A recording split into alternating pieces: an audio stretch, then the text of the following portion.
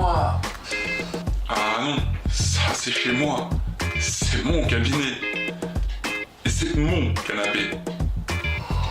Vous auriez pu penser à moi et me réveiller quand même, non? Allez, au toast, j'ai un tissu à mettre.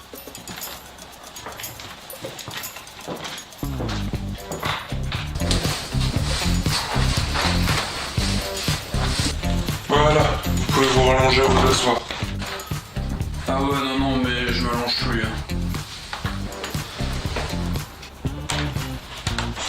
Je vous rassure, j'ai pensé à vous hier soir. Pas pour des raisons déplacées, hein, votre esprit perverti, calmez-le. C'est tout simplement que je me suis rendu compte que vous aviez oublié de me payer.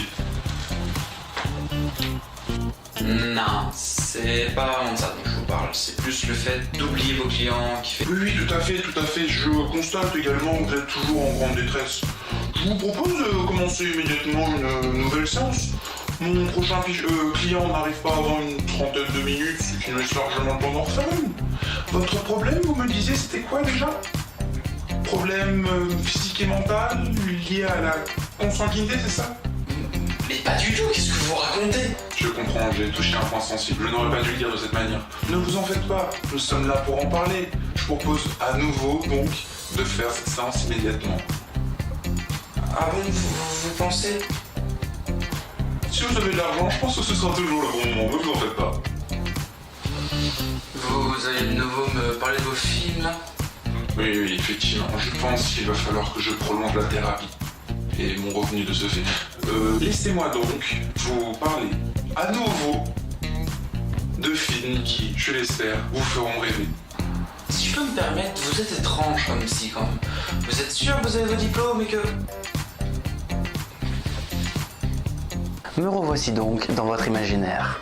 Aujourd'hui, pas de fond vert. Il y a une explication très simple à tout ça. Parce que, je vous rassure, il y aura une petite image histoire que vous puissiez suivre. Aujourd'hui, nous parlons du film Fiston. Je tenais à vous parler de ce film depuis un bon petit moment déjà. Mais j'ai même pas vu les premiers films dont vous m'avez parlé. Oui, il faut savoir que ce film est sorti en avant-première depuis déjà décembre 2013. Film avec Kev Adams, Franck Dubosc et la défunte Valérie Benguigui. Le tout réalisé par Pascal Bourdieu. Un film où on apprend qu'il est facile d'avoir du pain gratuitement grâce à un sourire. Ou pas.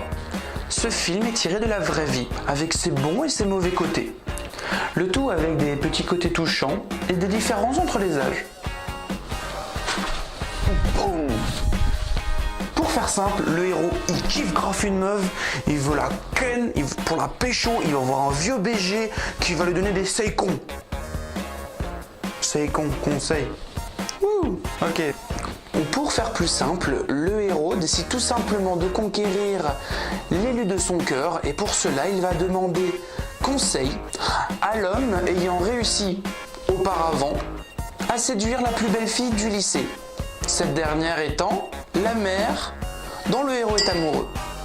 Pour faire simple, ce film est bourré de bonnes idées, d'un bon petit humour. Je dois bien avouer que j'ai été agréablement surpris. Allant voir ce film, je m'attendais à une comédie française légère, pas très drôle, attendue. J'ai pris un grand plaisir tout simplement à voir la complicité de ces acteurs et l'amusement qu'ils ont pu prendre au cours du film. Pour ce qui est du rôle des acteurs, nous avons tout simplement deux personnages qui collent tout à fait à leur rôle. D'un côté, Kev Adams, dans le rôle du Jones un peu paumé, ne sachant absolument pas comment s'y prendre avec les filles. Et d'un autre côté, un vieux bobo vivant reclus chez lui et redécouvrant plus ou moins la vie, se laissant aller la barbe naissante, les fringues de paysans, voilà. Pour les points négatifs, je dirais quelques clichés un petit peu attendus mais pas forcément déplaisants.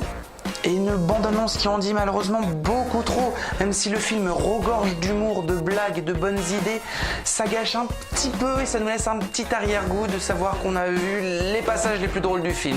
Malgré cette histoire un petit peu attendue, on arrive à la fin du film en se disant qu'on aurait bien voulu qu'il continue un petit peu plus. Pour faire simple, je vous conseille vivement d'aller voir ce film. Madness. Madness. This is Synopsis.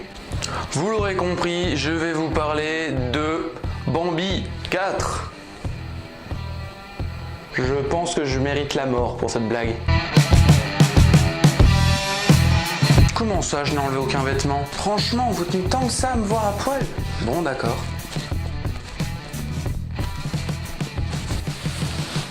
Laissez-moi donc vous parler de 300 naissances d'un empire. Un film où on apprend que tu vas bander, sauf si t'es une fille. Où on apprend que la 3D, c'est mieux. Surtout avec Eva Green. Un film réalisé par Noam Muro avec Sullivan Stapleton. Mais si, vous savez, ce mec qui a joué dans Gangster Squad, dans... Ouais, on s'en fout en fait. Avec Eva Green. Ah.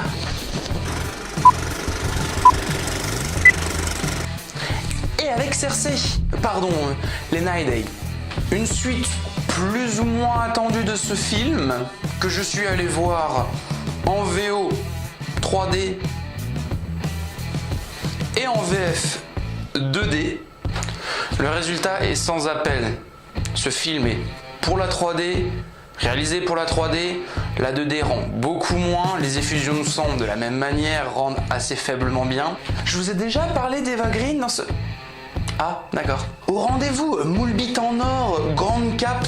Ah ouais, non, mais les capes, c'est seulement pour les Spartes. Hein. Dans 300 naissances d'un empire, les capes, c'est seulement pour les chefs. Hein. C'est tout. Après, les muscles, la sueur, vous en avez à revendre. Ou pas, les mecs transpirent pas. Hein. Le gel, 72 heures, version grecque, c'est toute la journée, voire 2-3 jours. Nickel. Ce passage est sponsorisé par les déodorants 300. Parce qu'après 300 jours de bataille, on peut encore sentir la fleur. Ce film a quelques bons aspects. L'histoire n'est pas trop mauvaise. Le scénario également. Le jeu des acteurs est très bon. Les scènes de combat sont agréables à regarder. Même si, comparé au 1, il y a un énorme changement de par la réalisation. Je m'explique. Il y a un énorme changement lors des combats. Dans le 1, les coups étaient donnés puissamment et rapidement, lent au début avec un effet de ralenti, puis très rapide à la fin avec une onde de choc. Plus ou moins, je vous donne une idée. Dans le 2, c'est l'inverse, on a une impression de puissance et de lourdeur, mais aucune finesse dans les coups. Le coup est très rapide au début, et au moment de donner le coup est lourd et puissant.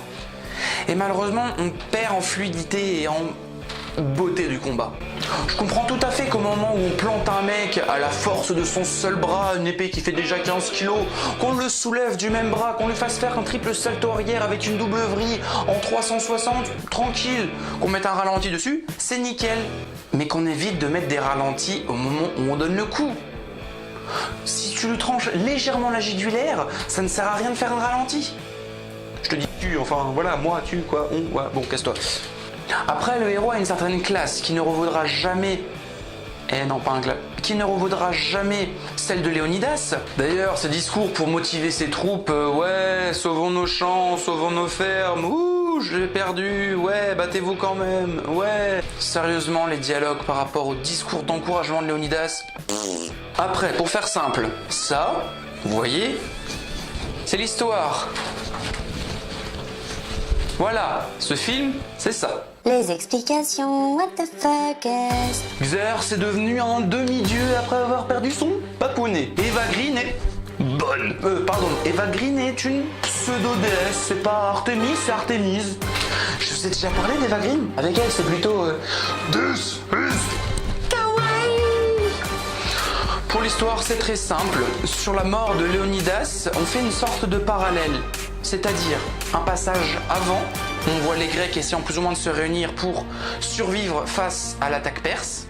Puis un parallèle dans le présent, où on va suivre Techniklos, ce prénom je n'arriverai jamais à le dire, menant ses armées pour résister face à Xerxes, ou plutôt Artémise, et son empire, ou plutôt sa flotte navale. Un film laissant sous-entendre, tout comme le premier, qu'il puisse avoir une suite, même si la suite du 1 ne suit pas du tout le 2, donc on ne sait pas comment vraiment ça se finit.